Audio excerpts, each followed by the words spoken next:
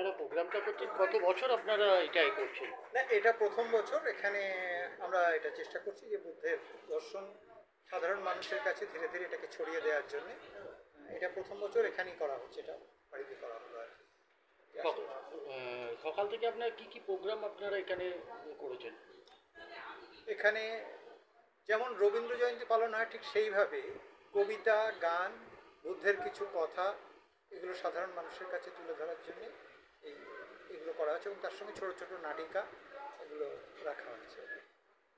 কি মনে করছেন বর্তমান সমাজে দাঁড়িয়ে বর্তমান রাজনীতি পজিশন যেভাবে চলছে, মানুষের কাছে কতটা বুদ্ধের বাণী পৌঁছে দিতে পারবেন বলে আপনারা মনে করছেন? দেখুন, একটা সময় ভারতবর্ষ থেকে বুদ্ধ হারিয়ে গেছিল, বুদ্ধ, সম্রাট অশোক এরা হারিয়ে গেছিল। আজকের যে ভারতবর্ষের যে অশোক মানে জাতীয় স্তম্ভ, মানে অশোক স্তম্ভ, যে জাতীয় প্রতীক আমরা যাকে বলছি যে অশোক স্তম্ভ, সেটা তার মধ্যে যে চক্র, অশোক চক্র যেটা আমরা বলি, এটা আসলে বুদ্ধের ধম্মচক্র। অর্থাৎ ভারতবর্ষের যে সংবিধান লেখা হয়েছে সেটা কিন্তু বুদ্ধের দর্শনকে মাথায় রেখেই ভারতবর্ষের সংবিধান লেখা হয়েছে। কিন্তু সমস্যা হচ্ছে যে ভারতবর্ষে বুদ্ধ আলোচিত হয় না। আপনি যদি বিবেকানন্দ বা নিবেদিতা ইত্যাদি চর্চা করেন, রাহুল সংকীর্তন এবং অনাগরিক ধর্মপাল এরা একটা সময় চেষ্টা করেছেন, তারপরে বাবা সাহেব আম্বেদকর, তারা বুদ্ধের চর্চা করেছেন এবং ধীরে ধীরে এখন বহু মানুষ যে সাম্য, মৈত্রী, ভ্রাতৃত্ব, অহিংসা, ভালোবাসার যে দর্শন, বুদ্ধের দর্শন, এটা এখন চর্চা হতে শুরু করেছে। এবং বিশেষ করে আমরা জানি দ্বাদশ শতাব্দী পর্যন্ত বাংলা ছিল বৌদ্ধময়। সেই বুদ্ধের দর্শন আমাদের দেশ থেকে হারিয়ে গেছিল, আবার ধীরে ধীরে সেটা ফিরে আসতে শুরু করেছে। বর্তমান সমাজে দাঁড়িয়ে দেখতে গেলে বাচ্চাদের মন থেকে বুদ্ধ কিংবা আপনার অশোক, সম্রাট অশোক এদের কথা সম্পূর্ণ মুছে যাচ্ছে। তা সেই নতুন প্রতিভাকে তাদের মনে কি করে এদেরকে আবার জাগরিত করার চেষ্টা করবেন আপনারা আগামী দিনে? দেখুন, বুদ্ধের পঞ্চশীল হচ্ছে সেরা দর্শন এবং যে কোনো মানুষ, বুদ্ধ কোনো ধর্ম নয়, বুদ্ধ হচ্ছে বুদ্ধের যে ধর্মপদ যে ওইখানে আছে, সেটা আসলে কি নৈতিক শিক্ষা। এবং এই নৈতিক শিক্ষা যদি আজকের প্রত্যেকটা সিলেবাসে পড়ানো হয়, তাহলে ছোট শিশুদের মধ্যে থেকেই এই নৈতিক শিক্ষা, মানে পঞ্চশীলের শিক্ষা। একটা মানুষ সে কি বলতে পারবে যে আমি চুরি করব না, বা মানে চুরি করব, বা আমি ডাকাতি করব, আমি হিংসা করব, আমি অন্যের ক্ষতিকারক কাজ করব, ব্যভিচার করব, আমি মিথ্যে কথা বলবো, এই জিনিসগুলো তো মানুষ চায় না। মানুষ কি চাইছে? পঞ্চশীলের যে দর্শন, যে কোনো মানুষই এটা বিশ্বাস করেন যে পঞ্চশীল পালন করা উচিত। তো বুদ্ধের দর্শন হচ্ছে যে মানুষ মানুষের জন্য কাজ করবে, জীবের জন্য কাজ করবে, তাদের কল্যাণের জন্য কাজ করবে। সেই দর্শনটা মানুষের মধ্যে ছড়িয়ে দেওয়ার জন্যই এই বুদ্ধের দর্শন। আচ্ছা দাদা, কে কে এসেছেন এই গ্রামে? এখানে আমাদের চারপাশে যে বিভিন্ন মানুষজন আছেন এবং বিভিন্ন সামাজিক কর্মী আছেন এবং আরও বহু মানুষ যারা নূতন এই বিষয় সম্বন্ধে, তাদের সেভাবে ধারণা নেই, সেই সমস্ত মানুষরা, তাদেরকে আমরা আজকের এখানে আমন্ত্রণ জানিয়েছি। তারা এসেছেন, তারা এই বিষয়গুলো জানছেন এবং যাতে আগামী দিনে এবং ছড়িয়ে দিতে পারেন। আমাদের ছোট ছোট বইপত্র আছে, সেগুলো মানুষের কাছে ছড়ানো হচ্ছে এই বিষয়গুলো। আগামী দিনে কি আপনারা আরো বড় করার চেষ্টা করবেন এই প্রোগ্রামটা? আমাদের আগামীকাল চাম্পাহাটিতে প্রজ্ঞাপীঠ বিহারে খুব বড় প্রোগ্রাম আছে, যেখানে 700-800 লোক প্রতি বছরই আসে এবং এটা চতুর্থ বছর হচ্ছে সেখানে।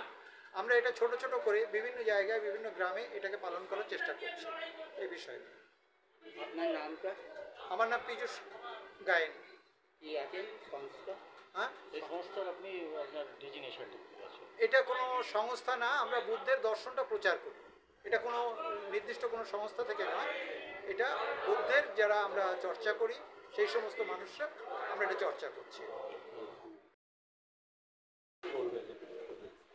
তো আমি এখানে নতুন, ভালো লাগছে অনুষ্ঠানটাকে যেভাবে পিউষটা মানে পরিচালনা হচ্ছে, ভালো লাগছে। সবার সামনে একটা বার্তা তুলে দিচ্ছে, ভালোই।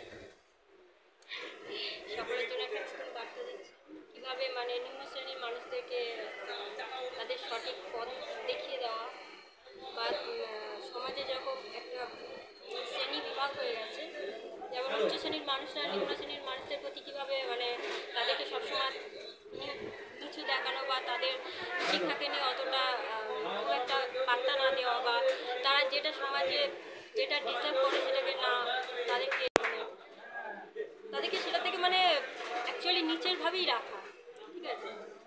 তো সেটাকে যেভাবে পিউষদা পরিচালনা করছে খুবই ভালো লাগছে। ঠিক আছে, নমস্কার। আপনার নামটা? পূর্ণিমা দেব। কি বলবেন আজকে? একদিকে যুদ্ধ, একদিকে বুদ্ধ পূর্ণিমা আগামীকাল এবং পীযূষ গায়েন যেভাবে মানুষের মনে ঢোকানোর চেষ্টা করছে সেই বুদ্ধের বাণী, কি বলবেন আপনি আজকে?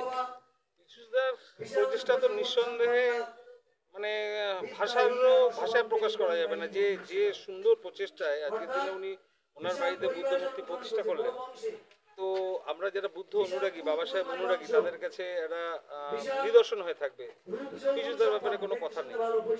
যুদ্ধের ব্যাপারটাই বলি যে আমরা ভারতবাসী যারা, তারা বাইরে গিয়ে পরিচয় দিই আমরা বুদ্ধের লোক, আমরা যুদ্ধ পছন্দ করি না।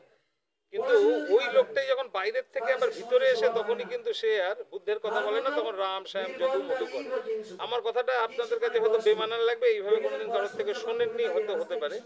দেখুন, এইখানে একটা কিছুক্ষণ আগে গান শুনলাম, বুদ্ধের মতো ভাই চাই, বুদ্ধের মতো দাদা চাই। আবার সেখানে লেখাও বলাও ছিল যে বুদ্ধময় ভারতবর্ষে এখন বুদ্ধ কোথায়।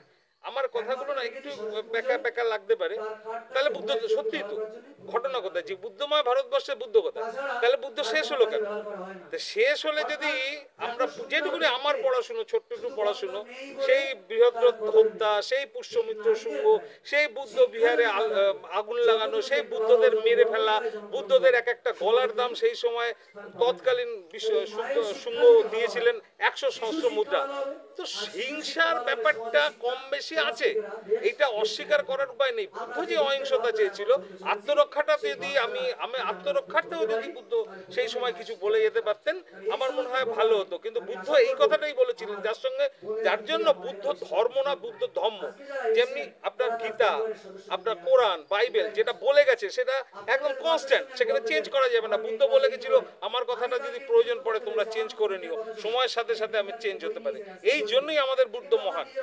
কিন্তু আমার মনে হয় আজকের দিনে যদি আমাকে বুদ্ধ ধর্মটাকে ফেরাতে হয়, যা আজকের দিনে মনুবাদীদের অবস্থান, এমনও হতে পারে আমি যদি বৌদ্ধ নিয়ে বেশি চর্চা করি, বৌদ্ধ ধর্মের উপর বেশি রকম ফোকাস করতে চাই লোকের, তাহলে হয়তো এমনও দিন আসতে পারে আমাদের মধ্যে যে সময় আমরা ধর্মান্তরিত করছি বলে পিঠের চামড়া তুলে দিতে পারে এই মনুবাদীরা। তখন আমি কি করব? এইগুলো মাথায় রাখতে হবে লোককে, সেটাও শোনাতে হবে। আজকে চেয়ে দেখুন আপনি বুদ্ধ বিহারে, ওখানে বুদ্ধ বিহার আমার বুদ্ধতে, সেইখানে কেন পরিচালন ক্ষমতা ব্রাহ্মণ্যবাদীদের হাতে থাকবে? কিছু করতে পেরেছে কি? শুধুমাত্র বুদ্ধের এই অহিংসা বাণীটা না, সাথে আজকের দিনে বুদ্ধ বাঁচাতে গেলে কি করতে হবে সেটাও আমাদের জায়গায় জায়গায় পৌঁছে দিতে হবে, তবে গিয়ে তার সলিউশন হবে। আমি আজকের মতো আপনাদের থেকে এইটুকু। তাহলে কি মনে করছেন, যেভাবে আপনি বলেছেন বুদ্ধ শেষ হয়ে গেছে, বুদ্ধ শেষ থেকে শুরুটা করছে কি পীযূষ গায়েন আজকে? সাউথ 24 পরগনায় দাঁড়িয়ে যদি বলি পীযূষ গায়েন লিজেন্ড, উনি যে শুরু করলেন, ওনার দেখানোর কথা অনেক লোক ছুটবে, বা হয়তো আগে কেউ করেছিল যেটা আমার জানা হয়নি, কিন্তু আমার কাছে আজকের দিনে পীযূষ গায়েন লিজেন্ড। পীযূষ গায়েনের দেখানোর পথে অনেকে যাবে, অনেকের বাড়িতেই বুদ্ধ মূর্তি হবে, কারণ আমরা বুদ্ধময় ভারতবর্ষের, আমরা বুদ্ধিস্ট। একটা সময় আমরা বৌদ্ধ ধর্মের থেকেই আমরা আজকের দিনে এইখানে এসে গেছি। আমাদের সেই জায়গাটায় এই পীযূষদার অনেক বইও আছে, তাদের লেখাও আছে, দেখবেন। তো আমরা আলটিমেটলি বৌদ্ধিক ছিলাম, সেইখান থেকে আজকের দিনে আমরা এখানে এসেছি, আমরা অস্পৃশ্য হয়ে রয়েছি, কিন্তু বুদ্ধ ধর্মটা জোর করে শেষ করা হয়েছে। এবং মজার কথা দেখুন, এই মনুবাদীরাই আবার বুদ্ধকে নবম অবতার বলে ঠিক করে, আবার এই বুদ্ধের অনুযায়ীদের খুন করে। অবস্থানটা খুব খোরাল। সুতরাং সমস্যা তো আছে, ইতিহাস আছে, সমাধান চাইতে গেলে আপনার এই মাইকের মধ্যে হবে না, সেটা বসে ঠিক করতে হবে। আপনার নামটা? আমার নাম সজল কুমার মল্লিক। এত সুন্দর একটা অনুষ্ঠান, প্রথম বছর, কি বলবেন? খুব সুন্দর হচ্ছে অনুষ্ঠানটি, কারণ বুদ্ধের উপরে যে আলোকপাত বা আলাপ আলোচনা সভা হচ্ছে, এটা স্থানীয় মানুষদের মধ্যে একটা প্রভাব পড়ছে। আর আমাদের মানুষ যে একসময় বৌদ্ধ ভারত ছিল, সেই ইতিহাসটা বিস্মৃত হয়ে গিয়েছিল।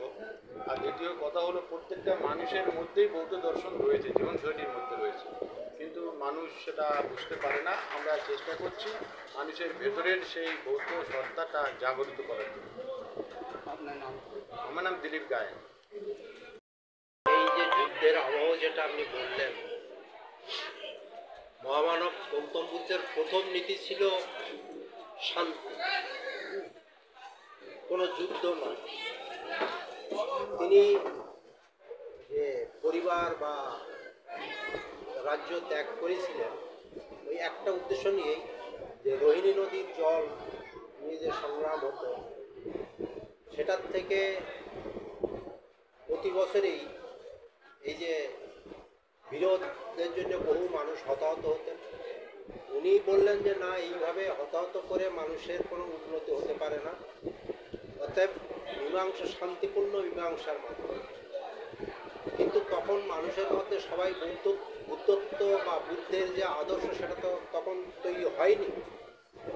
তার বিরুদ্ধে গিয়ে সবাই তাকে দোষী সাব্যস্ত করলেন এবং উনি যার জন্যে ছেড়ে চলে গেলেন এবং নিজের বুদ্ধত্ব লাভের প্রচেষ্টা করলেন।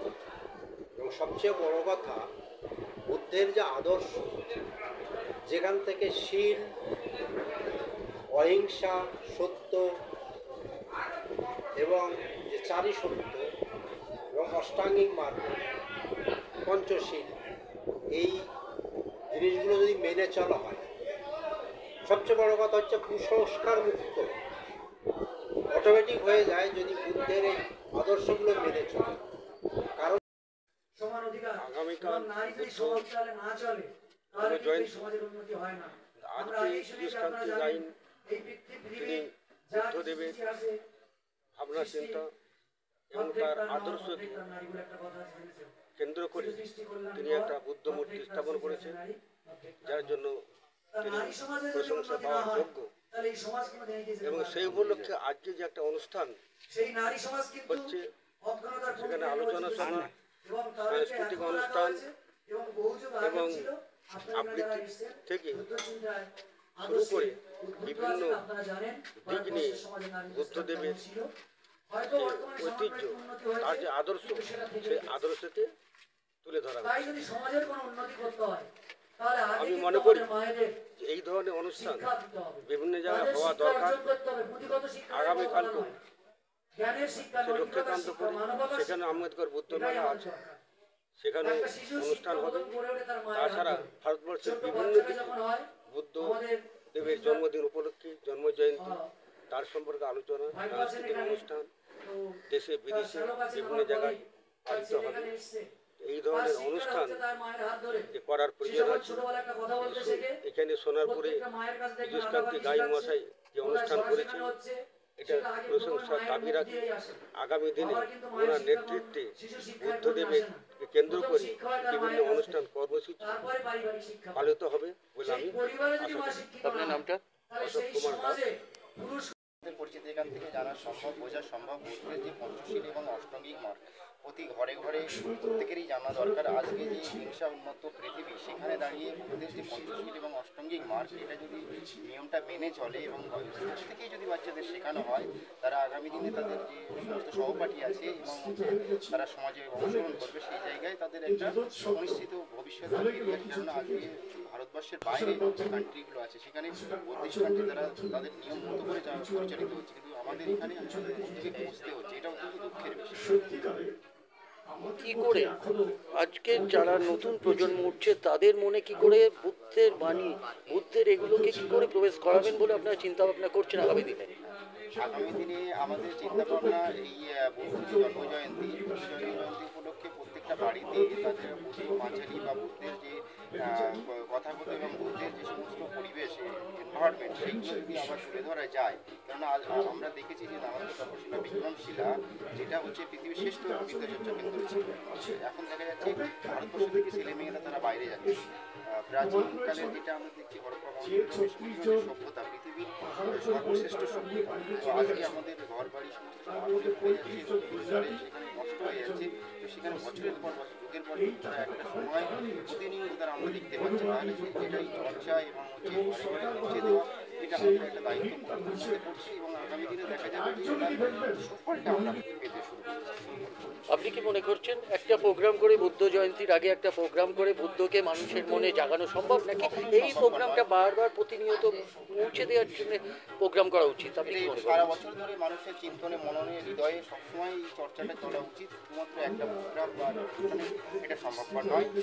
যেমনটা বিভিন্ন সমস্ত সব রিলিজিয়াস তারা করে, এটা কোনো ধর্ম নয়, এটা হচ্ছে ধর্ম। সম্পূর্ণ বিকল্প, সেটা মানুষকে বোঝাতে হবে, জানাতে হবে এবং মানুষের মনে পড়তে হবে। আপনি এখানে দাঁড়িয়ে আজকে সমস্ত ভারতবাসীকে কি মেসেজ দেবেন, কি বলবেন আপনি?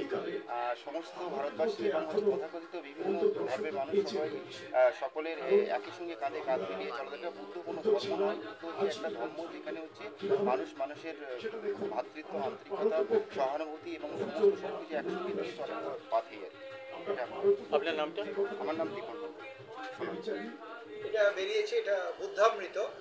হ্যাঁ, এটা একটা বুদ্ধের মানে জীবনী প্রথম থেকে শেষ পর্যন্ত কাব্য আকারে। হ্যাঁ, এটা একটা মহাকাব্য হিসাবে এটা বেরোচ্ছে। হ্যাঁ, এই প্রথম এটা আসছে।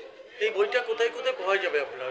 এই বুদ্ধামৃত বইটা কোথায় কোথায় পাওয়া যাবে, মানে যদি কেউ নিতে চায় কোথায় গেলে পাবে? এটা মূলত ওই যে চাম্পাটি যে প্রজ্ঞাপীঠ বিহার তাদের পক্ষ থেকে এটা ছাপানো হয়েছে। এটা এখানেও পাওয়া যাবে এবং আরও যারা বুদ্ধানুরাগী সেই সমস্ত মানুষের কাছে এগুলো পাওয়া যাবে। আচ্ছা, অনলাইনে কেউ যদি বুক করতে চায় তারা কি পেতে পারে, মানে অনলাইন কোনো থাকলে? এখন তো বর্তমানে অনলাইনে না, এখনো আমাদের অনলাইনে সেটা হয়নি এখনো পর্যন্ত। অনলাইনে আমরা সেভাবে এখন দিতে পারিনি, কিন্তু কেউ যদি চায় বা আমাদের নাম্বার যদি দেওয়া থাকে তাহলে এটা এই বইটা পেয়ে পাঠাবে। আচ্ছা, আপনার কন্ট্যাক্ট নাম্বারটা একবার একটু বলে দিন। আচ্ছা, এর আমি নাম্বারটা একটু দিয়ে দিই।